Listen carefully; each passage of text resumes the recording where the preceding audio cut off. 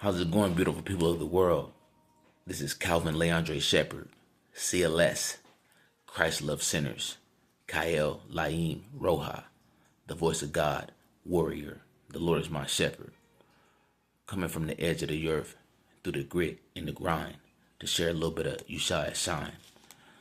We're back to finish the four beasts in Daniel. This section of the lesson leads into Christ coming back, the saints being inherited the kingdom. We're going to start at the end of the fourth beast, and we're going to merge this lesson into Christ coming back. So we're going to start at the end of the fourth beast, and we're going to just describe the attributes, the pros and cons of everything.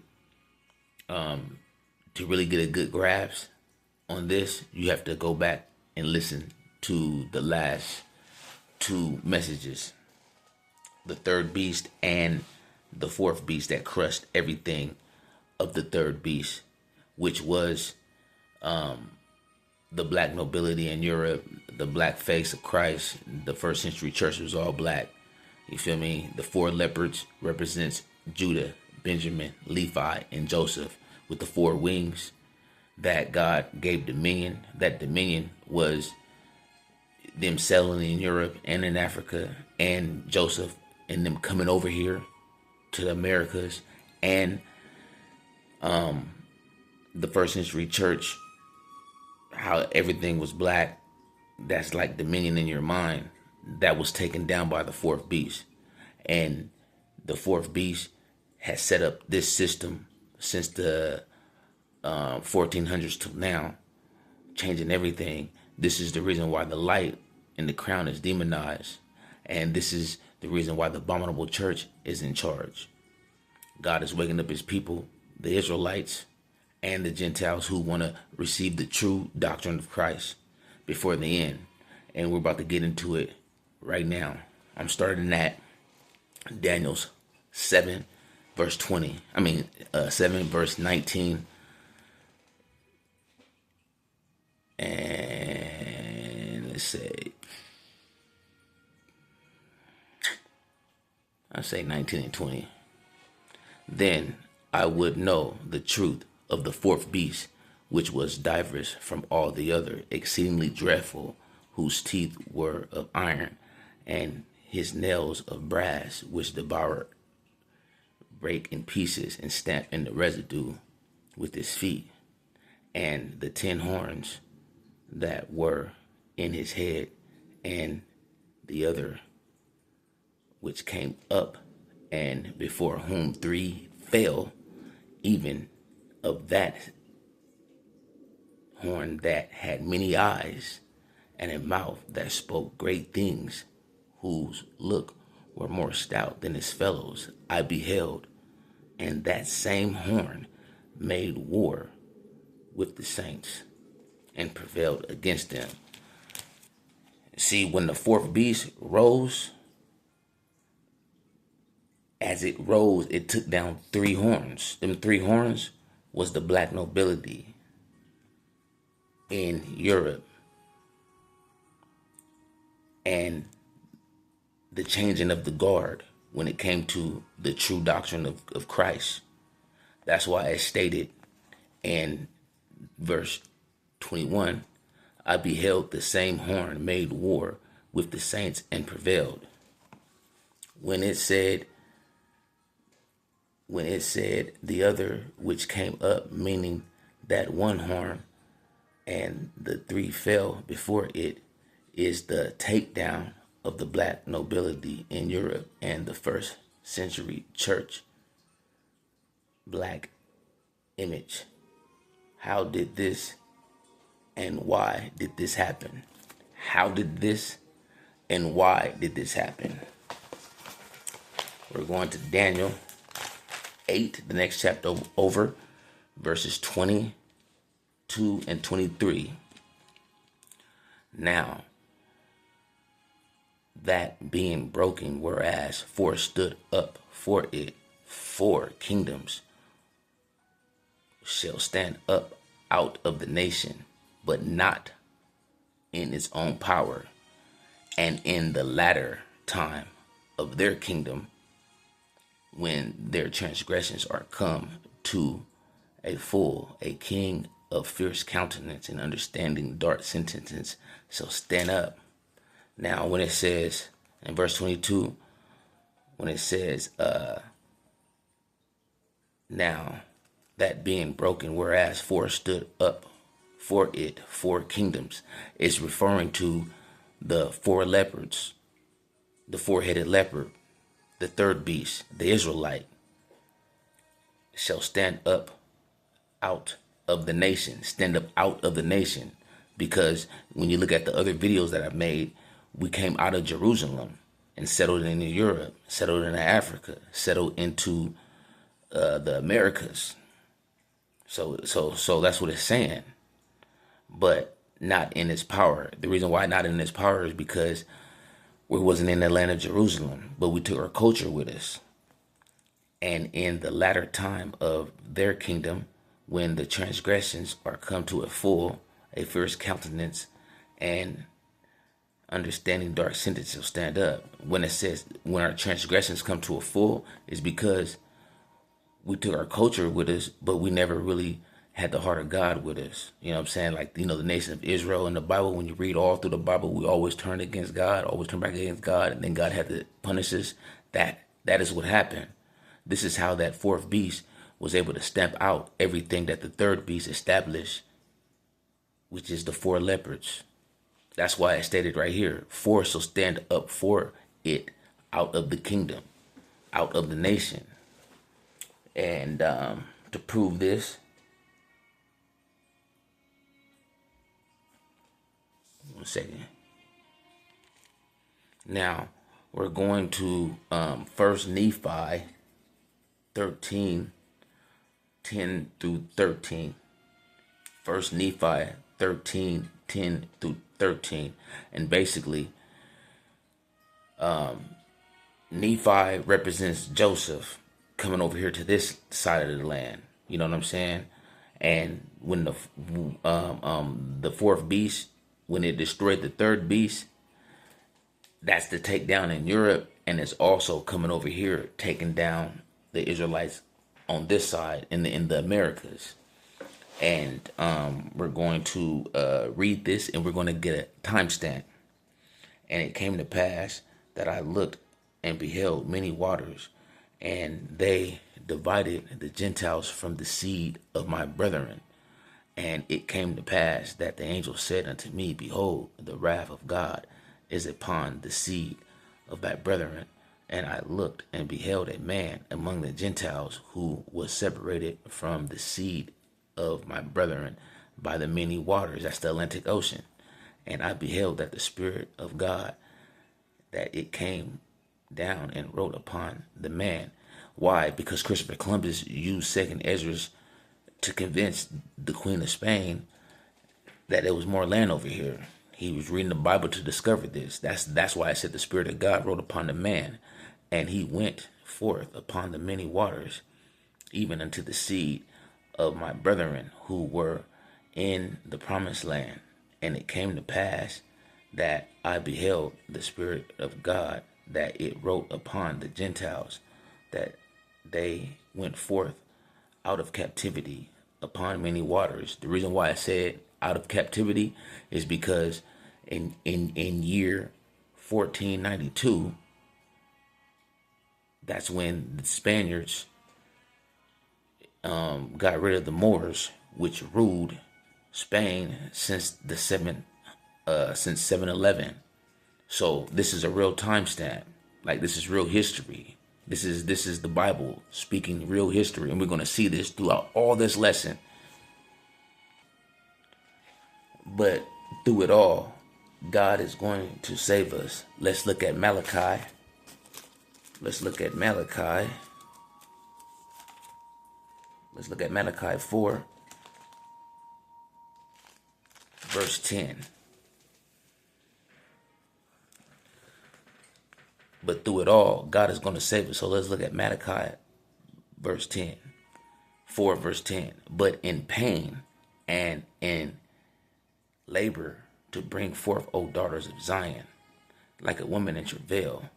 Now, for now shalt thou go out of the city, because we went out of Jerusalem, and thou shalt dwell in the field. That's in Africa, that's in Europe nobility, and that's over here in America. And thou shalt go even unto Babylon. That's modern day America over here. There shall thou be delivered. There the Most High God shall redeem thee from the hand of thy enemy. This really happened. We came out of Jerusalem, which is the city. We went into the field, which is Europe, Africa, and over here in America. Once Christopher Columbus and them guys came over here, that transformed into Babylon, and he's going to deliver us. He's going to deliver us here in Babylon. This is real facts. Now let's go back to Daniel 7 verse 21, and let's see what it says.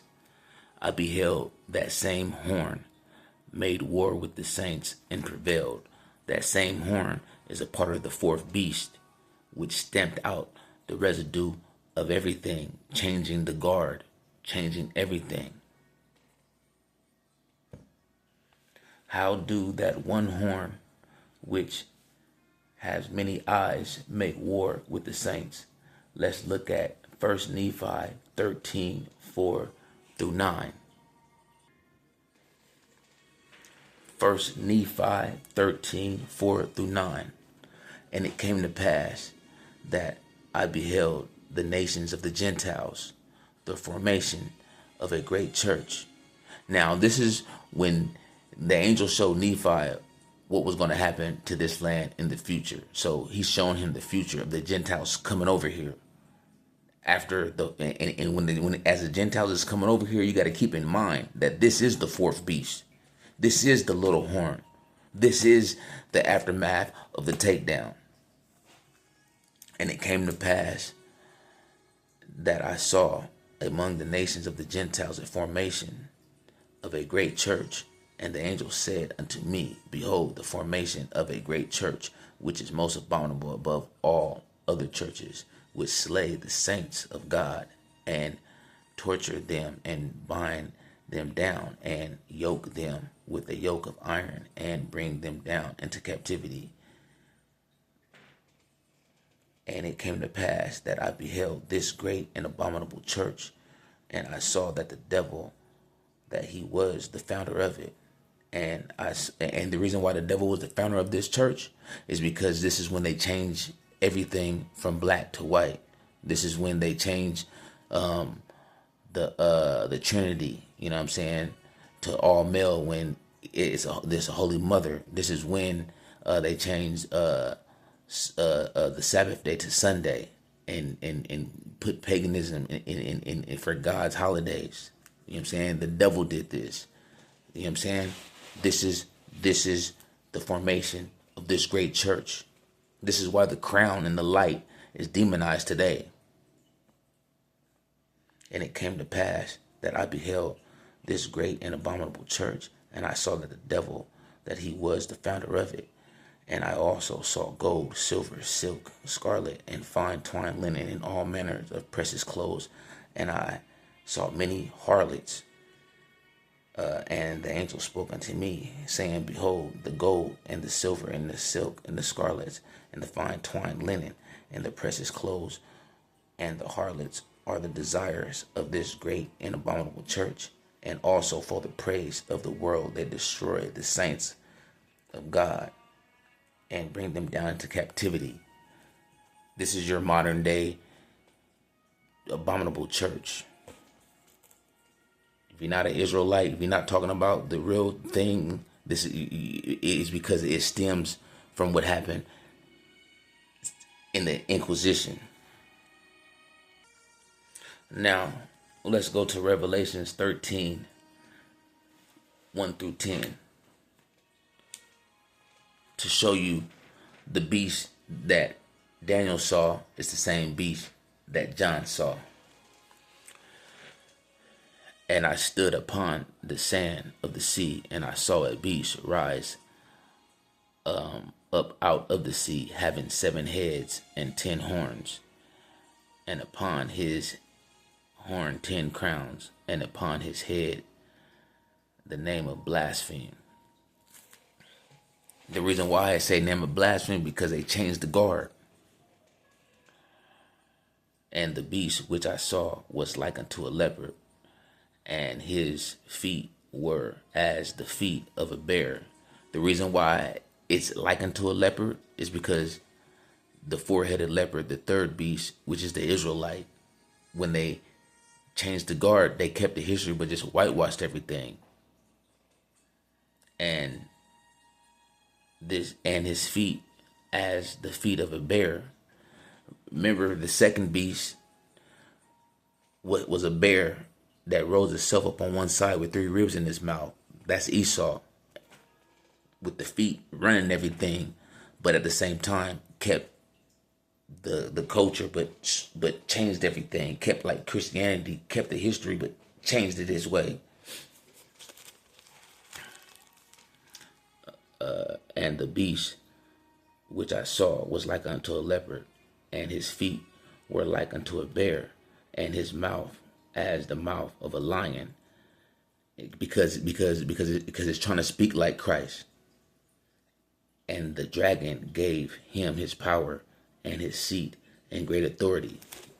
It's the devil's idea to do this. And I saw one of his heads as it were wounded to death, and his deadly wound was healed, and all the world marveled after the beast, and they worshiped the dragon which gave power unto the beast, and they worshiped the beast, saying, Who is like unto the beast? Who is able to make war with him? And there was given unto him a mouth speaking great things of blasphemy, and power was given unto him to continue for 42 months. That blasphemy is changing everything around. And he opened his mouth in blasphemy against God, and blasphemed his name and his tabernacle and them that dwell in heaven. And it was given unto him to make war with the saints. Making war with the saints is anybody who want the true doctrine of God. They got killed and molested and raped into serving this Antichrist, which is the abominable church that Nephi saw when they came over here. This is where you get your modern day Christianity. It was beat into you. They made war with the saints, and that's also slavery. You know what I'm saying? Put us into slavery. Made war with the saints, and to overcome them. And power was given to him over all kindreds and tongues and nations. That's your colonizing the whole world through Christianity. That version of Christianity. And all that dwell upon the earth shall worship him, whose name are not written in the book of life of the Lamb slain before the Most High God. Slain before the foundation of the world. So if your name not written in the book of life, you're going to worship this false doctrine. And then you're going to make it to the end. I did this in your name. I did that in your name. I did this in your name. But you worshiping this, which was established through rape, bloodshed, lying, murdering, and killing. This is why it's whack in the church. I got my little side notes, so I'm about to just reiterate it to show you what John saw in Revelation 13 is seeing the same beast that Daniel saw making war with the saints. The beast rising out of the sea is America, because the abominable church, when they got established, Columbus came over here. You know what I'm saying? They came over here, and this country rose up out of the fourth beast. See, you got to understand that once the fourth beast conquered the third beast, it took down the 3 horns. One horn rose up and took down the 3 horns. and plucked them up by the root. Them three horns that was plucked up by the root, that's the black nobility. That's the black Christ. That's everything. And that one horn that rose up, that's America. That's the great idea. That's the whore of Babylon rising up.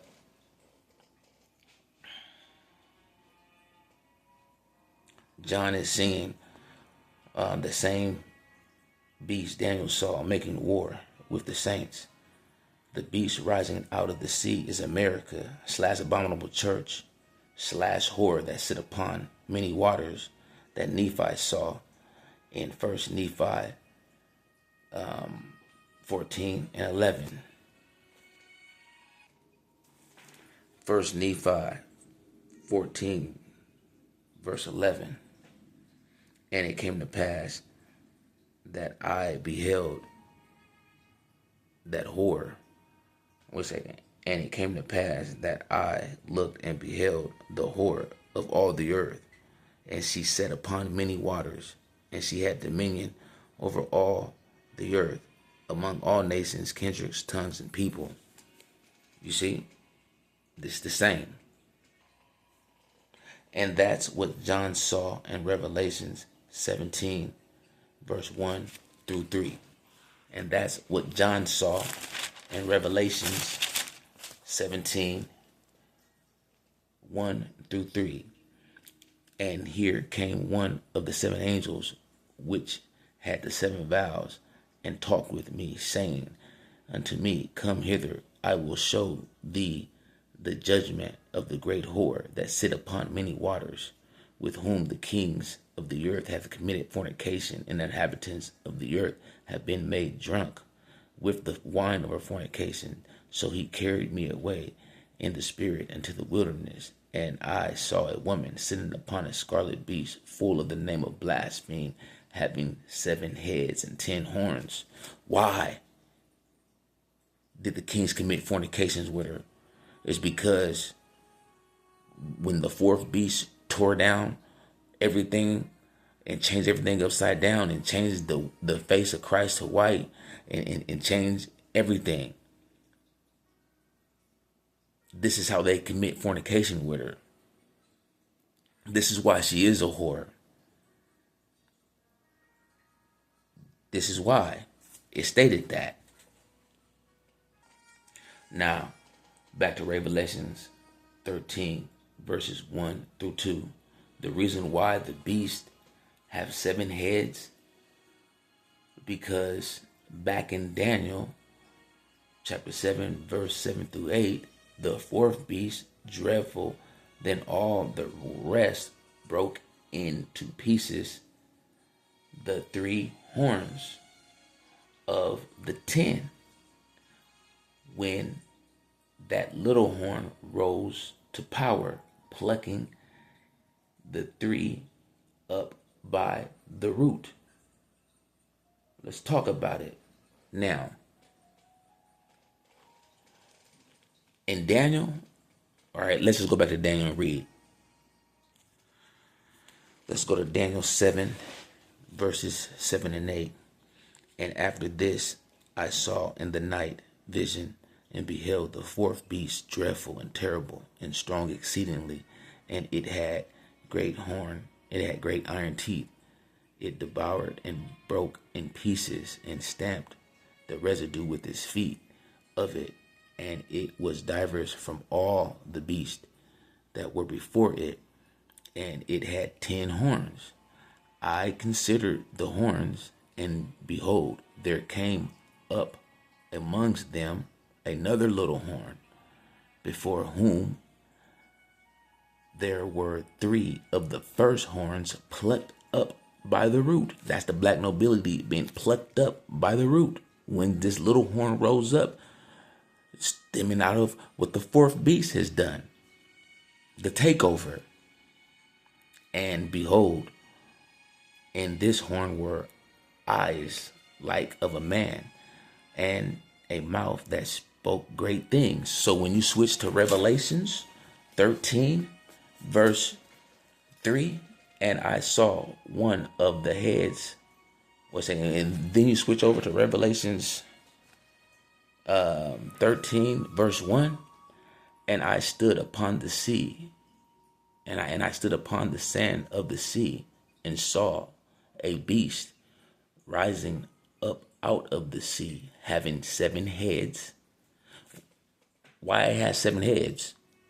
Because the 3 horns that was plucked up, which is black nobility, take away 3 from 10, it leaves 7.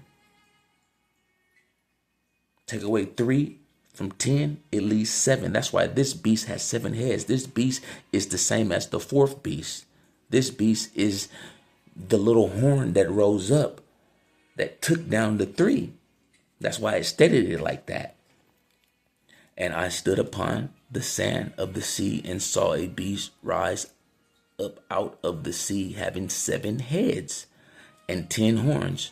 Why does it have 10 horns? Because it's letting you know what was in the past. And upon the horns, 10 crowns, because it's letting you know those was 10 kingdoms that used to exist. But it's on 7 heads because it's been plucked up by the root. But the glory, this prestige, is still there. It's just whitewashed and changed all around. And upon his head the name of blaspheme. Why? Why blaspheme? Because it's taking of what is not, what was never theirs, and saying that it is, and changing everything else, the changing of the guard. And I am reiterating what I just said so you can really get it. Now in verse 2 of Revelations 13. Watch the Bible prove itself. The reason why the beast was like to a leopard, because of the 4th beast, because of the 4-headed leopard in Daniel 7. We know that. This is why. Which was given dominion. Benjamin, Judah, and Levi, and Joseph. The reason why this leopard in Revelation that John is seen has feet like a bear is because of the 2nd beast in Daniel 7, which represent Esau. We went through that. And the mouth like a lion, which represent fake Christ. And the dragon gave it its power and great authority because of the takeover, built off of lies, rape, molestation.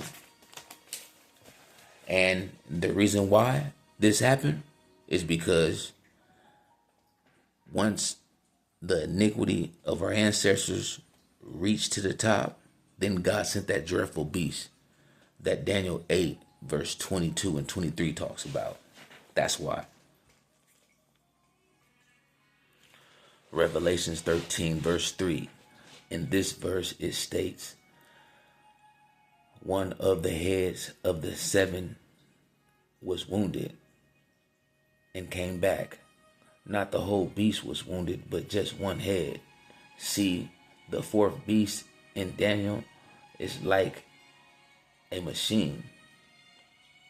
We can see in history and see this took place in 1870, when the Italian forces captured Rome, ending the papacy state that ruled for centuries.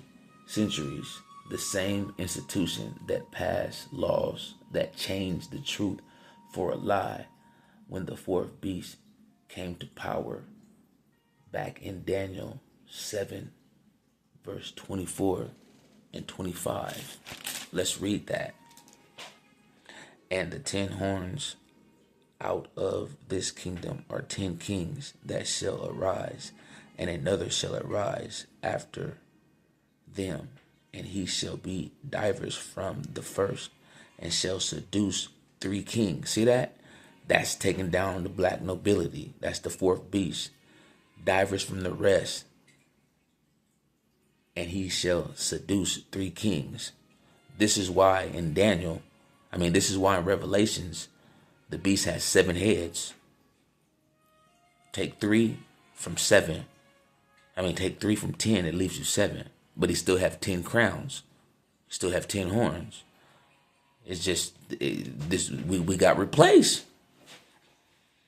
It's real history. Go back and look at the other videos.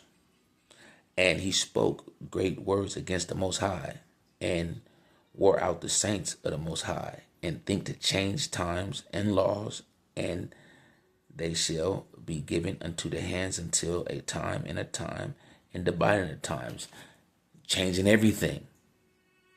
Let's go to Daniel 8:23 to 25. And in the latter time of their kingdom, this is talking about the 4 lepers right here. In the latter time of their kingdom, when the transgressions are come into full, a king of fierce countenance and understanding dark sentences shall stand up. You see that? Because we transgress against God once again, like we always do. And so God sent a king of fierce countenance, which is the 4th beast, and out of the 4th beast rose that horn, the Inquisition, which plucked up the 3 to take us down. Verse 24, and his power shall be mighty, but not by his own power, and he shall destroy wonderfully, and shall prosper and practice, and he shall destroy the mighty and the holy people. See that?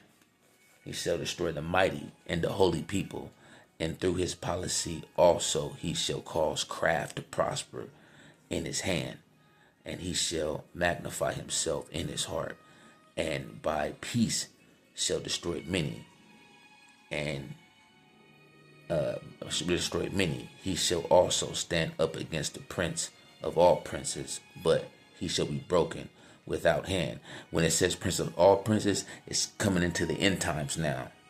He shall stand up against he will try to kill the real Israel at the end. The prince of all princes want to try to really finish the job, but God is not about to allow this beast to do that.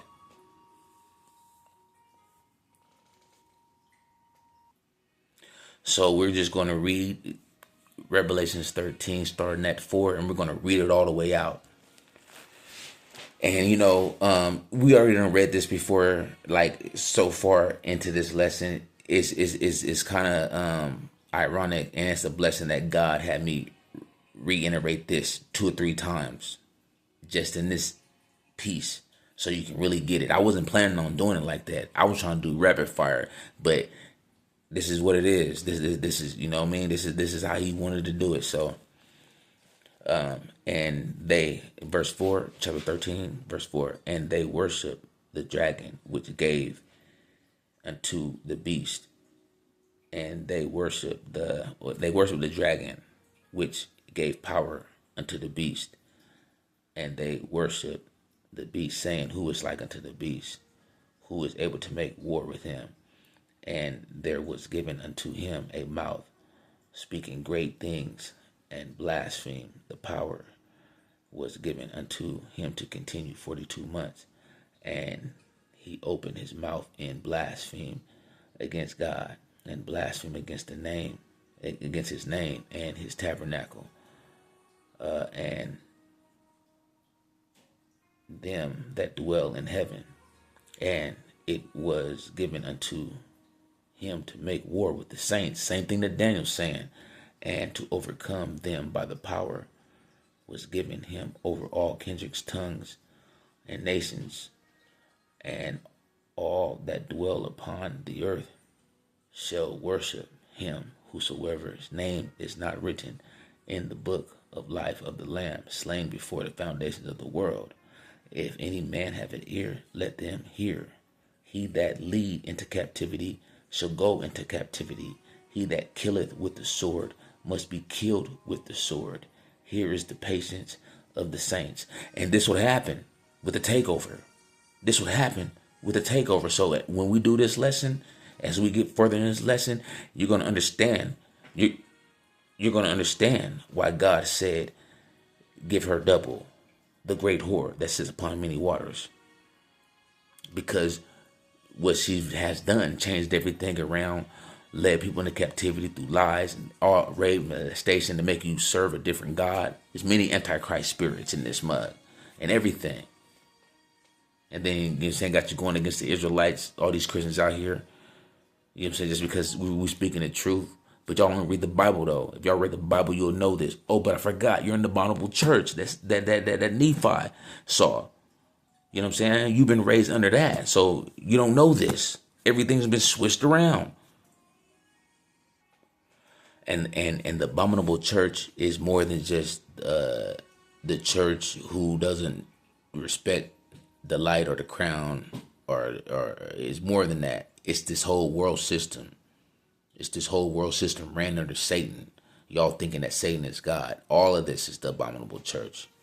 And we're going to show you how does the abominable church make war with the saints. And now we're going into what's really going on in real life under the inspiration in the technology of Satan. We're going to show you how they make war with the saints. Let's go to Job 24:13 through 16.